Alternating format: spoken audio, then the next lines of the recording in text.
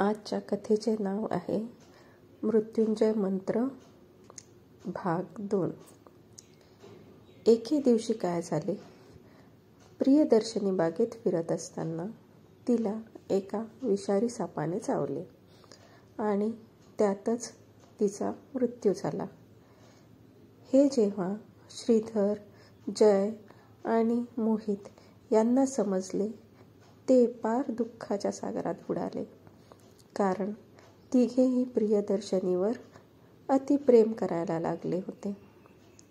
मग श्रीधरनी ठरवले की तो आता लग्न करणार नाही आणि जिथे प्रियदर्शनीचा अंतिम संस्कार झाला तिथेच तो कुटी किंवा झोपडी बांधून राहील आणि तिच्या राखेचा बेड बनवून त्यावरच झोपेल आणि तिच्या अस्थी सांभाळून ठेवेल. जय म्हणाला, मला पण लग्न करायचे नाही. मी या नदीकाठी जिथे प्रियदर्शनीचा अंतिम संस्कार झाला आहे तिथेच राहील. आणि मोहित म्हणाला की जिथे प्रियदर्शनी नाही तिथे एकही क्षण मी थांबणार नाही. आणि तो जंगलाच्या दिशेने निघून गेला. असेच बरेच दिवस निघून गेले. श्रीधर आणि जय तिथेच राहत होते आणि मोहित खूप ठिकाणी फिरत होता. तेव्हा त्याची एका तांत्रिकासोबत ओळखी झाली. त्याने त्याचे खूप चमत्कार पाहिले होते. तो सर्व चमत्कार अचंबित होऊन बघत होता. त्याला तांत्रिक म्हणाला की हे चमत्कार तर छोटे मोठे आहे. माझ्याकडे एक असा चमत्कार आहे जो कुणीही कधी पाहिला नसेल. मोहितने आश्चर्याने विचारले, असा कोणता चमत्कार आहे जो खूप अद्भुत आहे? मग तांत्रिकाने सांगितले की मी मेलेल्या माणसांना किंवा जनावरांना जिवंत करू शकतो, पण फक्त आणि फक्त त्यांच्या अस्थी जशाच्या तशा असतील तर, आणि राख पण असेल तर. आणि दुसरं म्हणजे ज्या शरीराला माती दिलेली असेल तर ते खोदून काढून आपण ह्या मंत्राचा उपयोग करू शकतो. मोहितला तांत्रिकाच्या गोष्टीवर विश्वास नव्हता, म्हणून तो अजून काही दिवस तिथे थांबला. एक दिवस तांत्रिकाच्या मुलाचा कुत्रा मरण पावला. तांत्रिकाचा मुलगा खूप दुःखी झाला. तो काही खात नव्हता, पीत नव्हता. त्याची तब्येत खूप खालावली होती. मग तांत्रिकाने मृत्युंजय मंत्राचा उपयोग करायचा ठरवला आणि एका पुस्तकामधून मंत्र शोधून नंतर त्याने कुत्र्याचे मातीमध्ये पुरलेले शरीर खोदून काढले आणि मंत्राचा उपयोग वारंवार केला. तर काय चमत्कार झाला आणि कुत्रा जिवंत झाला. हे बघून मोहित खूप खुश झाला, कारण त्याला प्रियदर्शनीला जिवंत करायचा मार्ग मिळाला होता. आता प्रश्न होता की श्रीधर आणि जय यांनी प्रियदर्शनीच्या अस्थी आणि राख जशीच्या तशी ठेवली असेल का?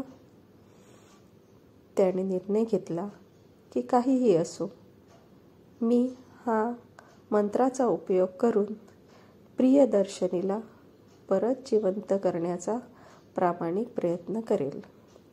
मग त्याच रात्री त्याने ते पुस्तक घेऊन विजयगंजकडे निघाला.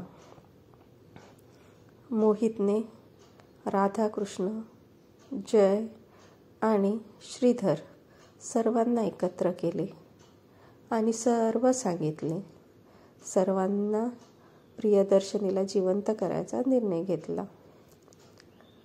सर्व अस्थी आणि राख यांच्याजवळ होत्या.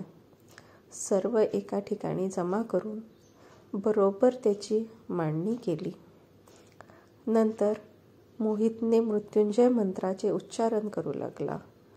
वारंवार मंत्र उच्चार केल्याने अचानक चमत्कार झाला आणि प्रियदर्शनी जिवंत झाली. प्रियदर्शनीला जिवंत झाल्याचे पाहून सर्वांना खूप आनंद झाला. पण आता सर्वात मोठा प्रश्न होता सर्वांपुढे, तो म्हणजे की प्रियदर्शनीसोबत लग्न कोण करेल. आता तिघेही भांडू लागले की लग्न मी करेल म्हणून. मोहित म्हणाला की मी मृत्युंजय मंत्र आणला म्हणून प्रियदर्शनीचे प्राण परत मिळाले, तर प्रियदर्शनीसोबत मी लग्न करेल. तर श्रीधर म्हणाला, मी अस्थी आणि राख ठेवली त्यामुळे प्रियदर्शनीला जीवदान मिळाले, नाहीतर तुझा मृत्युंजय मंत्र काही कामाचा नव्हता, म्हणून मीच प्रियदर्शनीशी लग्न करेल. जय म्हणाला की मी पण नदीकाठी राहून प्रियदर्शनीची वाट पाहिली म्हणून मी प्रियदर्शनीसोबत लग्न करेल. असे सर्व असताना राधाकृष्ण यांना काळजी वाटायला लागली की त्यांच्या मुलीचे कसं होईल, जी इतक्या कष्टाने परत मिळाली होती. मग त्याने ठरवलं आणि म्हणाला, तुम्ही तिघेही भांडू नका.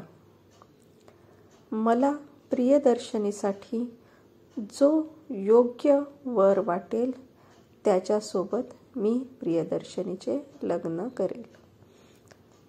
नंतर खूप वेळ विचार करून तिघांनी होकार दिला. राधाकृष्ण यांनी श्रीधरसोबत प्रियदर्शनीचे लग्न करायचे ठरवले. पण त्यांचा निर्णय जय आणि मोहितला आवडला नाही. म्हणून त्याचे कारण राधाकृष्ण यांना विचारले. तर राधाकृष्ण यांनी सांगितले की मोहितने जरी मृत्युंजय मंत्र आणला, पण राख आणि अस्थी सांभाळून ठेवणारा आणि त्याचा बेड बनवून झोपणारा प्रियदर्शनीसाठी योग्य आहे, तर मी श्रीधरसोबत तिचं लग्न करणार आहे. शेवटी जय आणि मोहित यांना दोघांनाही राधाकृष्ण यांचा निर्णय स्वीकारावा लागला. काही दिवसात प्रियदर्शनी आणि श्रीधरचे लग्न थाटामाटात झाले.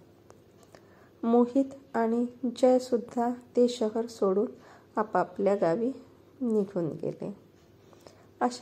त्यानंतर प्रियदर्शनी आणि श्रीधर यांनी आपले पुढचे जीवन आनंदाने घालवले. धन्यवाद.